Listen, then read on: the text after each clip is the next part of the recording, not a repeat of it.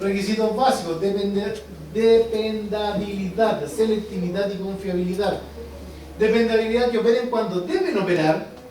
Selectividad, que se aíslen solo en sistemas requeridos. Confiabilidad, no operaciones erráticas. Y lo otro, rapidez de la operación. Estos elementos tienen que operar cuando deben operar. Si, por ejemplo, no sé si han dado cuenta, cuando por ejemplo en una instalación, en un sistema eléctrico, se pone en marcha un motor y ven que las luces como que bajan un poco y después vuelven a como que parpadean. No, vamos a aprender a ocupar esos términos. Eso no es un sobreconsumo. Es una perturbación porque entró en funcionamiento un motor que consume gran cantidad de corriente. Pero es una perturbación, no una falla. Por lo tanto, esto no debería operar. Pero hay ocasiones donde se ponen en marcha los motores y sí operan. Porque interpretan ese pic de corriente que genera el motor como una falla. Y no deben interpretarlo así. ¿Por qué? Porque están mal seleccionadas las protecciones. Entonces, tienen que operar cuando deben operar. Selectividad, que aíslen solo el sistema requerido. ¿Qué protección me debe operar si yo tengo una falla en esa luminaria? ¿Me tiene que operar la protección de los enchufes? No. Si yo tengo una falla en la luminaria. No. ¿Me tiene que operar la protección general? No, solo la del alumbrado.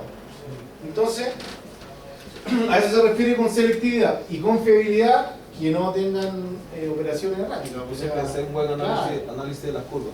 Claro. ¿Ya? Dígame. Eso, por ejemplo, en la parcela donde yo vivo, ahí hay, obviamente llega un medidor de 25 amperios y alimenta 5 casas. Ya. 5 casas. Y resulta que, claro, nos viene sobre todo con los hervidores, los termos, la estufa, toda esa cuestión. La música.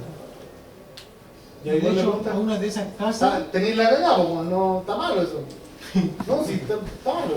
No, pues de hecho, a una de esas casas había un maestro a hacer la instalación, pues, con el preensamble,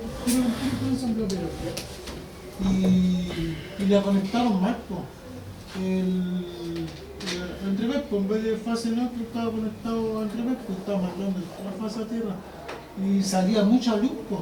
Y un día se dieron cuenta porque había llovido y salía vapor del suelo. Y yo me di cuenta que están cambiando las casas arriba de la palma de la casa. Tiene que haber Esa línea puro automático. Sí. Y ya, pues le hice ese cambio y empieza a gustar y bajó la luz. No se costó más. Sí, muy Que ya pongo eléctrico. Sí, pues no tiene que ver con diferencial, yo no voy a volver al diferencial. Está mal que tengáis un empalme para 5 casas. Hoy día la norma aquí te dice que el empalme mínimo para una casa tiene que ser de 25. Para una casa tiene que ser de 25. Y de 25. Es que hay la parcela como una parcela que tienen que lotear. No, pues se puede sacar 5 millones. Aquí cumplió un solo requisito. Hay un puro medidor. La firma. ¿Está el otro medidor? Sí. El de... Perdón, no. Explícame, ¿a qué te refieres No, con la no. firma? ¿A qué te refieres con la firma? Que todas las personas que son dueñas y propietarias de ese lugar, por ejemplo, sucesión de derechos, tengan firmado ahí que están de acuerdo que cada uno tenga su medidor. Para uno, sí, tiene algo de relación. O sea, partiendo de que todos están de acuerdo en que cada uno quiere su medidor, ¿cierto? Claro. Que todos van a autorizar eso, ¿cierto? Porque cuando yo pido un medidor, cuando yo voy a la compañía y la compañía me dice a mí, ¿qué papeles necesita para tener un medidor? El dominio vigente. Y ese dominio vigente tiene que estar el nombre de la persona que tiene que ser propietario del terreno donde yo voy a poner. Si no soy propietario, tiene que haber un poder notarial que me autorice a mí del propietario a poner el empalme ahí. ¿Ya? Por lo tanto, si son varios dueños, dígame. Respecto a lo que está hablando, al lado de ese medidor está el otro medidor que vendría siendo de mesero. Pero ese medidor no lo podía habilitar netamente porque no están como... Es que porque esa es la... algún documento de esto le falta. Entonces, tiene que tener el dominio vigente, o sea, el dominio vigente del dueño que está solicitando el empalme, porque el Chilquenta no va a ir y te va a conectar un empalme si no soy el dueño, por una propiedad donde no eres el dueño. ¿Cómo le voy a entregar después ese dueño poder reclamar y puede decir, oye, me está instalando un empalme y yo no te he autorizado?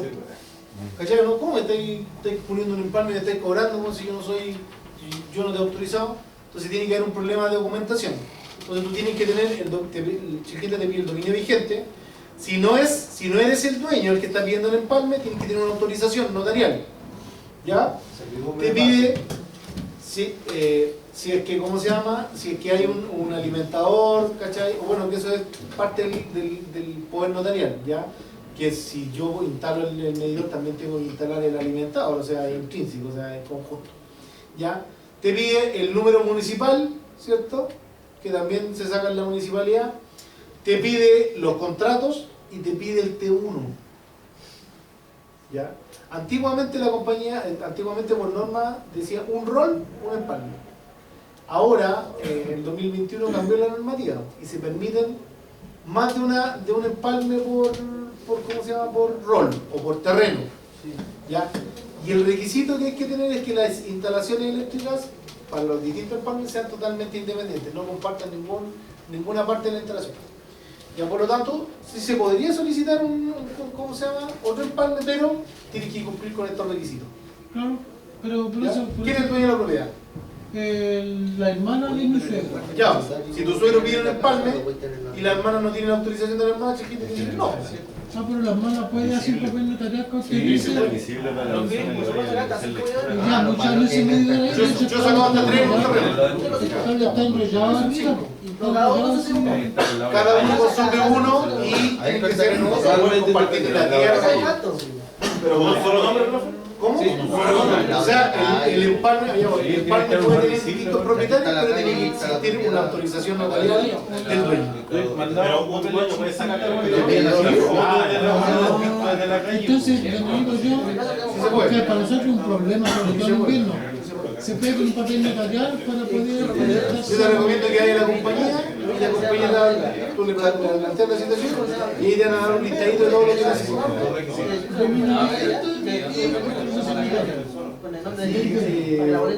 Número municipal T1 también, por cada instalación. Entonces por eso, ahora, donde en esas parcelaciones, ¿cierto? Donde hay caminos de servidumbre, ¿cierto? Ahí tienes que presentar el camino de servidumbre, lo más probable. Si el empalme va a quedar en la propiedad del primer vecino, una autorización notarial del primer vecino, que esté de acuerdo que le ponga el empalme, y ahí le van pidiendo varias cosas. Profe, y una consulta. Se supone que el primero que puso el empalme hacia adentro particular, el segundo no puede costar menos por ahí mismo. Depende, eso depende de las comunidades. El acuerdo que lleguen. Sí, pues. No, pero se supone que los demás que necesitan luz para adentro tienen que pagarle al que la puso. No, eso no está establecido. ¿Y por qué lo hacen en todos? Porque no podéis tirar 15 postes. Pues. ¿Y en el Pepe? ¿Se supone el Pepe? ¿Qué pasa? Porque a lo mejor la persona gastó en sus Ese postaciones es el y quiere tema. recuperar algo para Ese que es tú el no tema. llegues a pegarte gratis. Entonces, ¿qué pasa? Mira, yo te voy a poner el ejemplo. Yo conozco parcelaciones donde el primer vecino puso su medidor, llegó el segundo vecino y dijo, me cae mal ese weón, así que voy a tirar una postación. No hay nada escrito, porque esto depende de todo lo que diga en la escritura. No hay nada escrito de la comunidad estaba, así que yo voy a tirar mis postes por el otro lado. Y tiraron los postes por el otro lado. Vino el tercer vecino y habló con el primer vecino. Le dijo, oiga vecino, ¿sabe qué? Yo quiero tirar luz por mi casa y no puedo tirar más postes, porque si no, no puedo llenar de postes. Y no quiero gastar tanta plata, porque yo no le pago y paso mi alimentador por su poste. Ya, pues vecino. Después vino el cuarto vecino y dijo, chuta, yo voy a pasar por los postes del segundo vecino. Y así sucesivamente. Ya, pero es un tema de comunidades, de lo que esté establecido en la escritura, si el paso es de servidumbre, si el paso no es de servidumbre. Profe, ¿cuántos alimentadores puede tener por poste? No está establecido. No está establecido. No, Puede tener está 10 alimentadores. Sí, depende de lo que gaste el poste. También. Sí. Yo he visto uno que claro, tienen los cables. Hay que colocarle hueco y todo eso. Sí, no, después ¿Cuál era el alimentador? 20 pesos. Porque lo que Movidos de aquí de Marcón, un poquito más. Ah, ya. no, te pido lo de eso. Viven están como a 800 pesos. Ya. ¿Y qué va a un caballero que era de los... ¿Cuánto se llama? ¿Que era de los Jados? Ya. De los Sánchez. Y él puso votación hasta el fondo, Oye, en mi porque casa antes tengo tenía la mucho parcela más vecino, ancha, igual. aquí está el- Puso hasta allá. Y todos los que están aquí, él les pidió 5 millones a cada uno. Ahí la votación que cuando la hizo, legalmente, porque todos supieron porque le pidió Arreglando los problemas. porque él también le sirvió. Después de la Le práctica, salió 12 millones. al terreno de- Y él pide 5 Arregla ese millones problema. a cada uno. Para que alguien Él fue el que, claro, fue vivo porque dijo, todo en algún momento van a tener que ocupar mi votación. Porque poner poste por cada uno les va a salir más caro. Por lo tanto, entonces yo voy a poner ese dinero. Sí, y ahora todos tienen que pagarle a él lo que quieren, muchos no pasan por... De hecho, la mayoría del PBO sacaron de Mardoni. El caballero que tiene las canchas de tenis les convidó, puso una votación y él les cobró 300 lucas nomás a cada uno y ganó lucas ahí. Sí, pues sí, va a eso. Pero Eso va a depender de lo que esté escrito en la, ¿cómo se llama? Y fue vivo porque le pidió autorización a todos también. claro, A todos le firmaron, pues.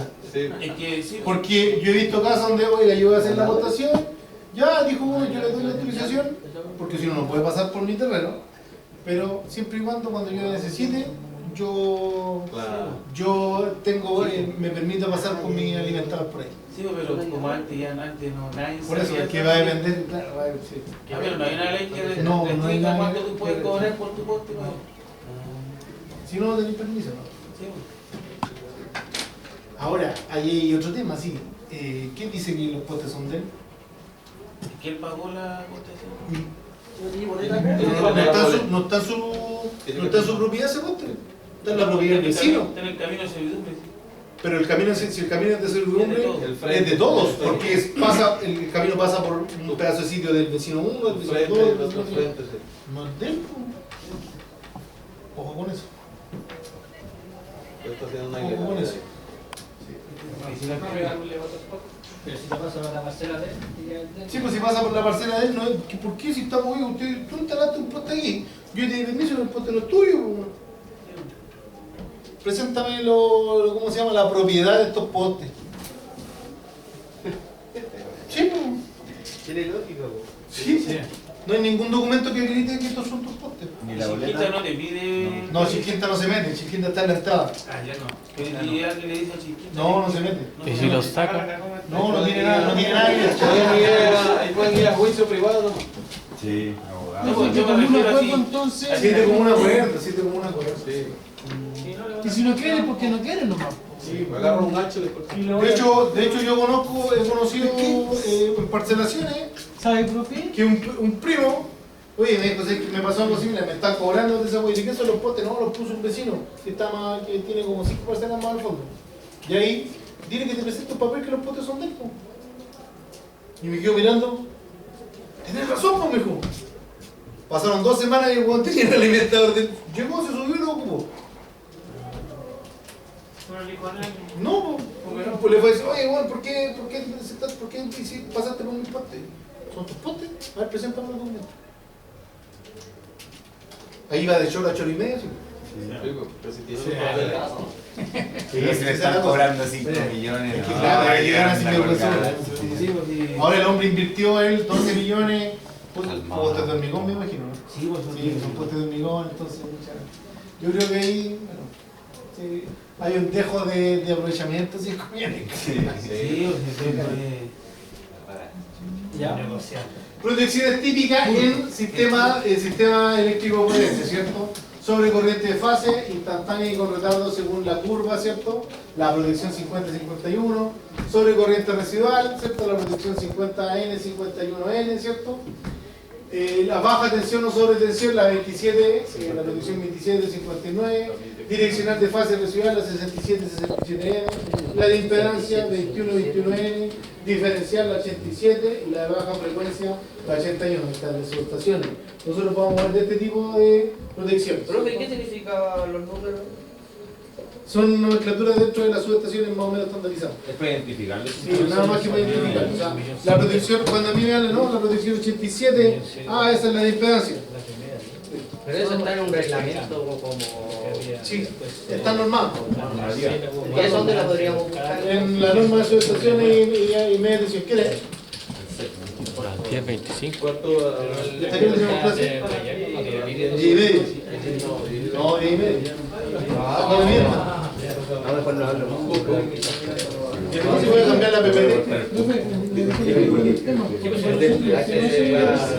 ¿Cómo? Ahí se va a hablar. Porque nosotros pagamos Por tanto de clase, ¿no? Pero es que tu problema es un tema de capacidad del medidor. Sí, de la vuelta. que dicen que hay que esperar Madre. a la niña, el topógrafo y papeles que... A lo mejor quieren hacer las divisiones en los loteros. Pero están loteados con su rol propio cada casa, cada terreno. Del hermano museo. De hecho, es parte hicieron la aportación, hicieron todo, pero no están conectados porque estaban esperando el topógrafo. Que va a depender de cómo tengan el papel de la casa y de cómo tengan el papel de los lotes. Ahora, si el medidor está en la propiedad de la hermana de tu suegro, de Juanita le emite un papel de teléfono, puede pedirle el papel. No puede pedirle el papel. A lo mejor no lo saben. Yo como entonces. Entonces, a lo mejor los asesores eléctricos que toman los cables. ¿Fuiste tú? ¿Cómo le estás tomando los cables? Ah, no, porque yo arreglé. Yo soy la resolución.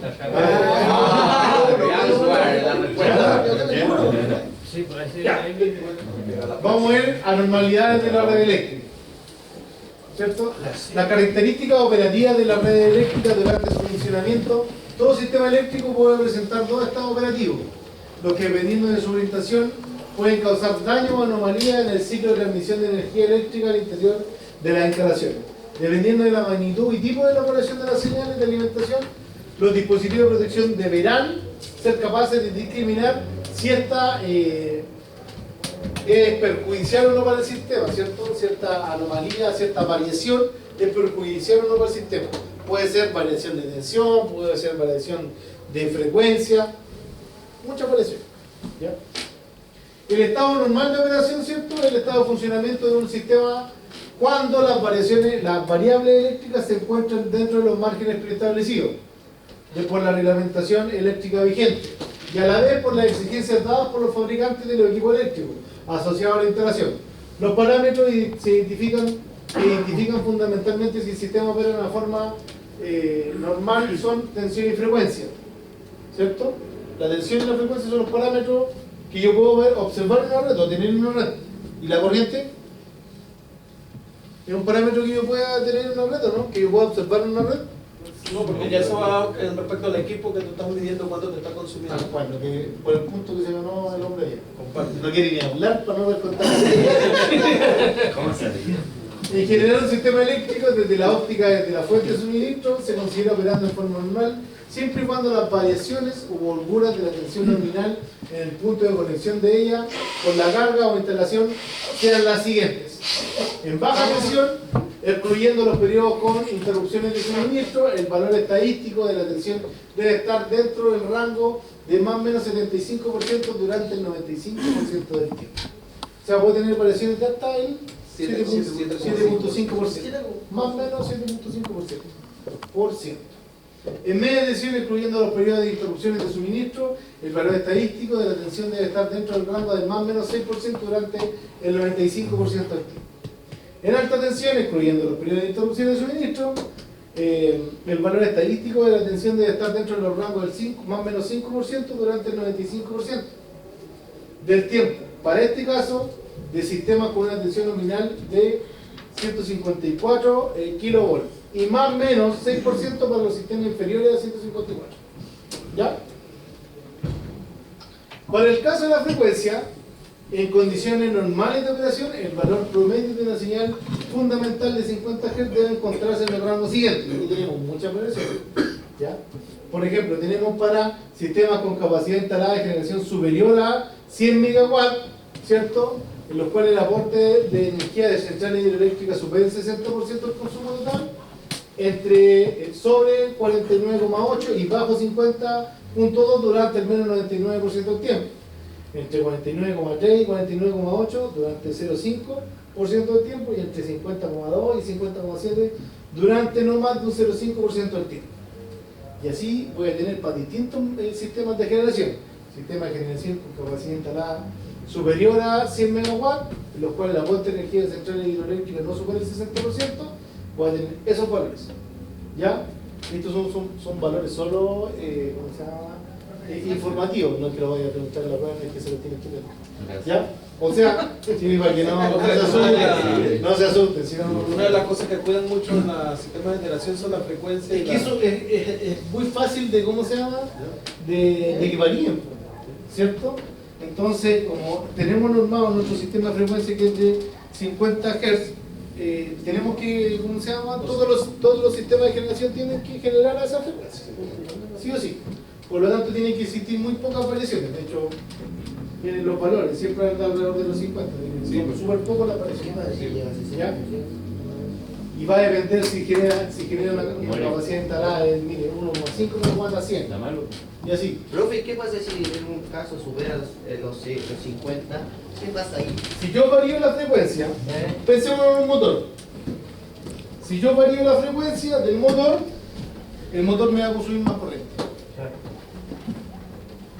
Eso pasa. Entonces es fundamental en las plantas controlar la frecuencia. Sí, pues fundamental. Porque esa es la frecuencia que me van a entregar a mí en la red. Tiene que estar todo en sincronismo. Entonces, si yo lo pienso en un motor, yo hice en la universidad, yo hice mi tesis y mi tesis consistía en variar la frecuencia y la carga del motor. Y analizar cómo se calentaba la máquina y hasta cuándo soportaba. Yo empecé con 50, llegué hasta 10, bueno, no llegué hasta los 10 porque en los 20 hicimos el motor. En los 20 ya se calentó tanto que empezó a fallar, porque aumentó la corriente. Se sobrecalienta y Sí, ¿cómo se llama? Existe una sobrecarga o exceso de consumo de corriente y producto de eso se calienta la máquina. Y al calentarse la máquina se dañan las aislaciones, los barnices, se derriten los barnices y ahí se produce el cortocircuito. Eso es lo que pasa en una máquina. ¿Ya? Y eso es lo que pasa también en un cortocircuito, cuando hay, ¿cómo se llama? Cuando, por ejemplo, en un cordón, ahí tengo exceso de corriente, ¿cierto? Más de lo que el cable soporta, se empieza a calentar, ¿cierto? Hasta que se derriten los cables, ¿cierto? Y se junta la fase con el neutro, o el por fase, o independiente de lo que sea ahí, y ahí se produce un cortocircuito. Les vamos a aprender, si en este ramo aprendimos lo que es un cortocircuito, ¿cómo se hace? Y todos dicen que lo que es un cortocircuito cuando se juntan dos cables, es más que eso. ¿Ya? Estado anormal de operación. El estado anormal se presenta cuando uno o más parámetros eléctricos se encuentran sobre o por debajo de los valores preestablecidos. Como solución a las operaciones anormales de un sistema, se podrá pensar en incorporar características tales en sus componentes de instalación asociada que eliminarán estas condiciones. Esta solución por principio es imposible de practicar y aproximarse demasiado a ella resultaría extremo costoso e injustificado, pues los costos incidirían apreciablemente en el valor de la instalación. ¿A qué se refiere con esto? Que por ejemplo aquí yo ponga un regulador de variación de tensión. Hace poco utilicé ¿cómo se llama? No es un regulador, es un elemento que cuando hay variaciones de tensión opera, corta. Ah, ya la alargador que ocupan. No, es que este lo que hace opera cuando hay una variación de tensión. Hay otros que te regulan, que son como transformadores uno a uno. Hay unos alargadores que también tienen, ¿Sí? que lo ocupan para los notebooks. Sí, puede ser. Pero tienen como una batería, ¿no? Son los grandes. Lo que pasa es que básicamente son baterías y transformadores uno a uno, que me entran lo mismo y salen lo mismo, pero ahí me regulan las variaciones. Un transformador uno a uno es un regulador de variación de tensión. Ese que hace que cuando varíe la tensión opera, que es un automático que está diseñado para que detecte tensión, vale como 150 euros. Imagínense poner un tablerito de la casa uno. En un tiempo más va a ser exigible la norma, ya la aviso. Así que van a tener que llegar a costos más baratos, pero también va a subir los costos de la instalación. ¿Ya? En cambio, la solución que en la práctica se desempeña es tratar de disminuir al mínimo el efecto causado por estas condiciones anormales de operación. lo que constituye en forma permanente el análisis de alternativas de solución para cada caso singular que se presente. Las anomalías deben poder ser detectadas y discriminadas por las protecciones, ya que al ocurrir un defecto en un componente de un sistema eléctrico, por lo general una anormalidad para el resto, al aislar el equipo fallado se elimina simultáneamente la anormalidad, con lo cual el servicio se normaliza. ¿Ya? O sea, la protección tiene que ser capaz de eliminar lo que realmente está fallando. ¿Ya? Por ejemplo, recién fui a la cafetería, o antes, en la hora anterior fui a comprarme un café, y la niña me dijo, no tengo una cafetería, una cafetera. ¿Por qué? Digo, no, es que lo que pasa es que me opera una protección. Y le operaba un diferencial. Pero el diferencial estaba asociado a todos los circuitos de enchufe. Tenía varios automáticos ahí, pero todos nacían del diferencial. Entonces tenía las bebidas, no las podía tener heladita. Estaban fallando, tenía cortado la energía de los enchufes de la heladera, del microondas. O sea, si vendía una empanada no lo podíamos calentar. Entonces, está mal pensado eso. Menos por una cafetería, como lo eléctrico. Y menos el CFT. CFT y menos el eléctrico.